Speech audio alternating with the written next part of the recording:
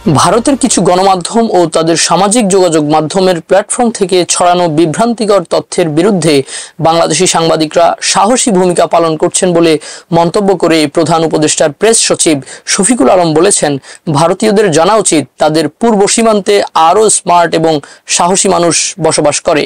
শুক্রবার তার verified Facebook পোস্টে তিনি এমন মন্তব্য করেন। পোস্টে তিনি লিখেন, ভারতের কিছু মিডিয়া ও তাদের সোশ্যাল মিডিয়া প্ল্যাটফর্ম থেকে ছড়ানো বিভ্রান্তিকর তথ্যের বিরুদ্ধে বাংলাদেশি সাংবাদিকরা সাহসী ভূমিকা পালন করছেন। বিশেষ করে ভারতের জনপ্রিয় টেলিভিশন চ্যানেলগুলোর বিতর্ক অনুষ্ঠানে যোগ দিয়ে তারা বাংলাদেশের পক্ষে সঠিক তথ্য তুলে ধরছেন এবং নিজের দেশকে গর্বের সঙ্গে উপস্থাপনা করছেন। দীর্ঘদিন ধরে ধারণা করা হচ্ছিল ভারতের বিতর্ক অনুষ্ঠানের আক্রমণাত্মক সঞ্চালকদের মুখোমুখি হতে বাংলাদেশের সাংবাদিকরা সমস্যায় পড়বেন, কিন্তু সেই আশঙ্কাকে ভুল প্রমাণ করে সাংবাদিকরা দৃঢ়ভাবে নিজেদের অবস্থান জানিয়ে দিচ্ছেন।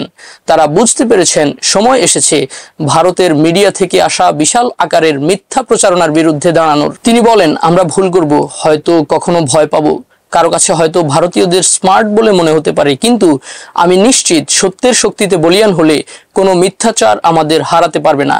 আমি আরও সাংবাদিক, বিশেষ করে আমাদের নারীর রিপোর্টারদের ও সম্পাদকদের উৎসাহিত করব ভারতীয় মিডিয়ার সামনে আমাদের গল্প তুলে ধরতে। তিনি আরও বলেন, আমাদের নিজেদের গল্প আমাদেরকেই বলতে হবে, নইলে তারা তাদের ইচ্ছা মতো আমাদের গল্প সাজাবে। ভারতীয়দের জানা উচিত তাদের পূর্ব সীমান্তে আরও স্মার্ট এবং সাহসী মানুষ বসবাস করে। এই মানুষরাই কিছু মাস আগে এক ঐতিহাসিক বিপ্লবের মাধ্যমে একটি নৃশংস স্বৈরাচারী শাসনকে ক্ষমতাচ্যুত করেছে। প্রেস সচিব আরও বলেন, কিছু সাংবাদিক বন্ধু ভারতীয় গণমাধ্যমে, বিশেষ করে তাদের পক্ষপাত দুষ্ট টিভি স্টেশনগুলোর সঙ্গে কথা বলছেন দেখে তিনি আনন্দিত।